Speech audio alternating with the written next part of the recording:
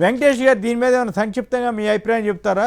ఈ data centres రావడాన్ని ఎవరూ తప్పుపట్టం, మనకి అందరికీ ఏ ఉద్యోగాలు కల్పిస్తాయనుకున్నాం, కానీ అవేమో తక్కువ స్థాయిలో ఉన్నాయి. పైగా ఏపీ ప్రభుత్వం అయితే మరి భారీగా రాయితీలు ఇస్తుంది. రేపు రాబోయే రిలయన్స్ ఇవన్నీ కలిపితే 50,000 కోట్లు దాటిపోతాయని నిన్న మొన్న వార్తలు కూడా వచ్చినాయి. సో దీని మీద మీ అభిప్రాయం ఏంటి? వాస్తవమా కాదా? న్యూయార్క్ ఎందుకు మారిటోరియం పెట్టింది? ఇండియాలో వీటికి పోటీపడి ఎందుకు ఆహ్వానిస్తున్నాం? Very good morning. నమస్కారం. డేటా సెంటర్ల విషయానికి వచ్చేపాటికి అత్యంత బలమైనటువంటి దేశమైనటువంటి అమెరికా మాకు వద్దు మహాప్రభు అని చెప్పేసి ఎందుకు అంటున్నాయంటే, అక్కడ ఉన్నటువంటి నీటి లభ్యత కానివ్వండి, దాని వల్ల వచ్చేటువంటి పొల్యూషన్ ఏదైతే ఉందో, అంటే ఉష్ణం ఎక్కువ రిలీజ్ అయ్యి అక్కడ ఉన్నటువంటి పర్యావరణాన్ని దెబ్బతీసేటువంటి ఒక పరిస్థితి వాళ్ళు స్థానికంగా అనుభవించి ఉన్నారు. కాబట్టి ఆల్రెడీ వాళ్ళు ఎక్స్పీరియన్స్ చేశారు. కాబట్టి నాట్ ఓన్లీ న్యూయార్క్ అండి, ఇంకా 2-3 స్టేట్స్ కూడా డేటా సెంటర్ని వాళ్ళ యొక్క స్టేట్స్ దరిదాపుల్లో కూడా రానివ్వకుండా పారదోలినటువంటి ఒక పరిస్థితి.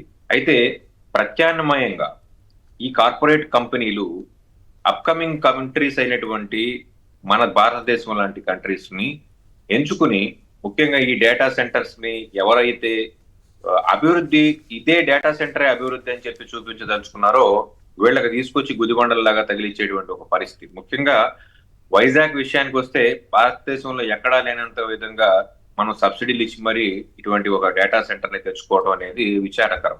అక్కడ ఉన్నటువంటి పర్యావరణవేత్తలు కూడా గగ్గోలు పెడుతున్నారు. ఈ డేటా సెంటర్ వల్ల వైజాగ్ నగరానికి మొత్తం ఎంత నీరు అవసరం అవుతుందో ఈ డేటా సెంటర్ కి మాత్రమే అంత నీరు అవసరం అవుతుంది అని చెప్పేసి, దానికి ప్రభుత్వం ప్రత్యామ్నాయంగా సముద్రం నీరుని ఏదో తీసుకుని వాడతాము, లేకపోతే దాన్ని ఫిల్టర్ చేస్తాము అని చెప్పేసి అని అంటున్నారు. అయితే ఈ ఫిల్టర్ చేసినటువంటి తర్వాత వచ్చేటువంటి అతి సాంద్రత, అంటే ఈ ఉప్పు సాంద్రత ఏదైతే ఉందో దీన్ని ఎక్కడ వదులుతారు? దీని వల్ల పర్యావరణం ఏమవుతుంది? సముద్రాన్ని నమ్ముకుని జీవనం సాగించేటువంటి మత్స్యకారుల భవిష్యత్తు ఆందోళనకరంగా ఉంటుంది అని చెప్పేసి అని, అట్ ద సేమ్ టైం అక్కడ ఉన్నటువంటి కొండల్ని తొలిచి ఈ డేటా సెంటర్లను నిర్మించడం అనేది ఖండించదగ్గ విషయం అని చెప్పేసి అని బోల్శెట్టి సత్యనారాయణ గారు లాంటి పర్యావరణవేత్తలు ఈ రోజు గగ్గోలు పెడుతున్నటువంటి ఒక పరిస్థితి.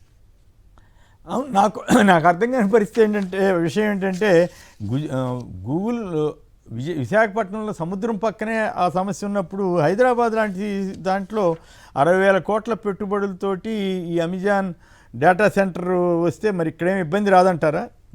ఇబ్బంది రాకపోతే సంతోషం, మనకేం అభ్యంతరం కూడా లేదు. ఖచ్చితంగా హైదరాబాద్ కూడా అత్యంత నీటి ఎద్దడితో ఉన్నటువంటి నగరం. ఈ నగరానికి అటు శ్రీశైలం నుంచి కానీ ఇటు నాగార్జున సాగర్ నుంచి కానీ నీరు వస్తే తప్ప తాగునీరు కూడా ఇచ్చేటువంటి పరిస్థితి కాదు. ఇటువంటి క్రమంలో హైదరాబాద్ లో కూడా డేటా సెంటర్ ని తెచ్చుకోవడం అనేది ఏంటి ఎలా ఉందంటే, తెలుగు రాష్ట్రాల మధ్య ఉన్నటువంటి పోటీలో భాగంగా తెచ్చుకుంటున్నారు తప్ప, అక్కడ చంద్రబాబు నాయుడు గారు గూగుల్ డేటా సెంటర్ తీసుకొస్తే నేను ఇక్కడ అమెజాన్ డేటా సెంటర్ తీసుకొచ్చానని చెప్పుకోవడానికి తప్ప, భవిష్యత్తులో రాను ఈ డేటా సెంటర్ అనేది హైదరాబాద్ నగరానికి కూడా ఖచ్చితంగా అటు పర్యావరణం విధంగా కానివ్వండి, ఇటు వాటర్ స్కేర్సిటీ లెవెల్లో కానివ్వండి చాలా పెనుముప్పుగా తయారయ్యేటువంటి ఒక పరిస్థితి. అయితే తెలుగు రాష్ట్రాలకు ఉన్నటువంటి ఒక అనుభవం ఏంటంటే, ఏదైనా కానీ చేతులు కాలిన తర్వాత ఆకులు పట్టుకునేటువంటి నాయకత్వం ఉంటుంది. కాబట్టి ఖచ్చితంగా దీని యొక్క పర్యవసానాలను భవిష్యత్తులో మనందరం కూడా గమనిస్తాం. అట్లాంటి ఇబ్బందులు లేకుండా, మనకి వాటర్ ప్రాబ్లం రాకుండా, పర్యావరణ సమస్య రాకుండా ఉంటే మంచిది. పోనీ ఉద్యోగాలు వస్తున్నాయంటే చాలా తక్కువ, వేర్ హౌసే దాంట్లో 1000-2000 ఉద్యోగాలు వస్తే గొప్ప అని పేరుకి 1,000 కోట్ల పెట్టుబడులు అంటున్నారు. మరి అది ఎటువైపు దారి తీస్తూ చూద్దాం. అంతా హ్యాపీగా జరగాలి. అయితే సబ్సిడీలు అయితే అసలు దాన్ని మనం లెక్కించదగిన విషయం. ఏపీలో నేను విన్నానండి, వీడియో ఒకటి విన్నా. గూగుల్ కంపెనీకి మొత్తం మన భారతదేశానికంటే కూడా ఎక్కువ ఆదాయం ఉందట. అట్లాగే ఆంధ్రప్రదేశ్ మించి జిఎస్డిపి ఇట్లాంటివి ఉంటాయి కదా, ఎన్నో రెట్లు ఎక్కువ ఉందంట. అలాంటి కంపెనీకి ఆంధ్రప్రదేశ్ ప్రభుత్వం, అప్పుల్లో ఉన్న ప్రభుత్వం అన్ని వేల కోట్లు ఇవ్వటం ఏంటని ఒక ఆయన ఎవరు ఒక సైంటిఫిక్, నాట్ ఓన్లీ గూగుల్ అండి, ఈ రోజు ఫార్చ్యూన్ 500 కంపెనీస్ ఏవైతే ఉన్నాయో ఈ కంపెనీస్ కి వచ్చేటువంటి ఈ కంపెనీస్ కానీ తీసుకొచ్చి ఆంధ్రప్రదేశ్ లో కానివ్వండి లేదా తెలంగాణలో, ప్రత్యేకంగా ఆంధ్రప్రదేశ్ గురించి మాట్లాడితే ఇక్కడ ఉన్నటువంటి మంత్రి, స్థానికంగా ఉన్నటువంటి మంత్రి గారు ఏం చెప్తున్నారంటే, ఫార్చ్యూన్ 500 కంపెనీస్ ఏ కంపెనీ వచ్చినా నేను ₹2 భూములు ఇచ్చేస్తానని చెప్పేసి అని అంటున్నారు.